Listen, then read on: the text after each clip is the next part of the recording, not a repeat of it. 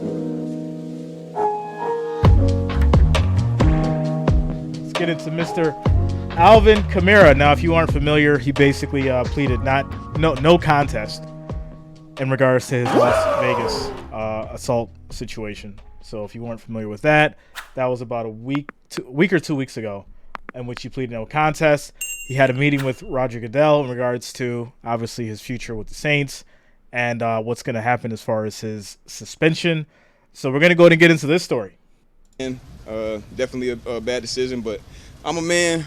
Everything I've ever done in my life, I stood on, and I could take accountability for it, and I could say when I'm wrong. And I was completely wrong, embarrassed the Saints, embarrassed my family, my mother, embarrassed myself, embarrassed the city, and the Shield, obviously, embarrassed the NFL. So, I just tried to do my best to kind of keep it as much away from the media and as much away from the team as I could. Obviously, it's hard to do that when, you got such a incident like that. So, I'll be lying if I said it wasn't tough. I've lost a lot throughout this ordeal. Definitely not looking for any pity, not looking for somebody to give me a pat on the back and say it's okay. Well, that's because you're supposed to take accountability for the things that you do. And I respect him for doing that because, a lot of players don't. They'll just move on and they won't take accountability for the things that they do. But you can clearly see there is some level of remorse there for what happened, and I'm sure he's obviously looking to put it past him and put it behind him so that he can move on with his career. But let's get into the story. New Orleans Saints running back Alvin Kamara and the Indianapolis Colts cornerback Chris Lammons have been suspended for the first 3 games of the season for their role in the 2022 fight in Las Vegas, the league announced Friday. Both players can participate in the preseason and are eligible to return to the active roster Monday, September 25th.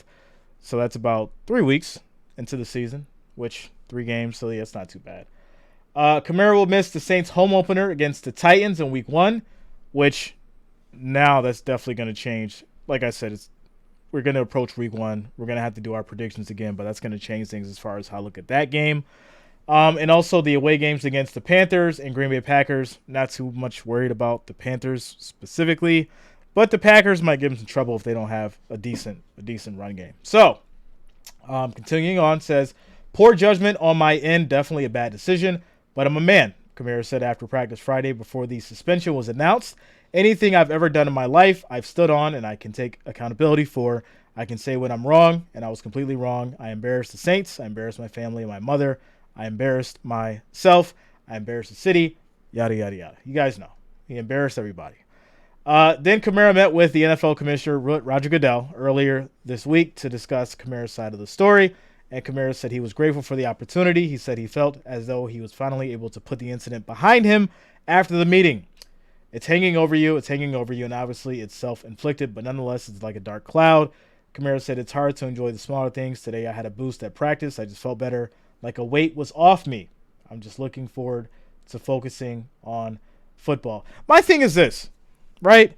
Why don't you just focus on football before these kind of things happen, right? Why is it always we have to have things happen and then realize why it's important to pay attention to the things that we need to? Like playing football if we're a football player. Maybe we shouldn't be beating people up or putting ourselves in situations to where we have to beat people up. Now, I get it. Sometimes things are going to happen that's out of your control.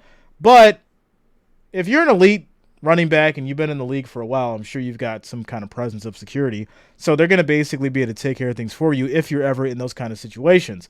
But to go out of your way specifically and put yourself in this situation is basically you just not making the right decisions overall. So, yeah. Shout out to Immortal. So somebody wrote that for him, y'all. Yeah, you know how that goes, man. It's the PR team.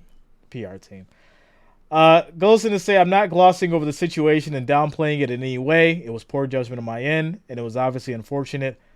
It just got to be a thing where I'm mature, take ownership of it, and make better decisions. Kamara said he doesn't expect New Orleans to lose anything when he's out. The Saints will turn to running back Jamal Williams, who signed with the team in free agency, after leading the league with 17 touchdowns last year while with the Detroit Lions. New Orleans also selected rookie Kendre Miller in the 3rd round of the 2023 NFL draft. So yeah, I mean, are they going to be hurt? To a degree. I mean, you definitely want Kamara back there, but they've got some solid backups that are basically going to go ahead and be able to hopefully fill his shoes until he comes back. So, Mr. Kamara suspended for 3 games.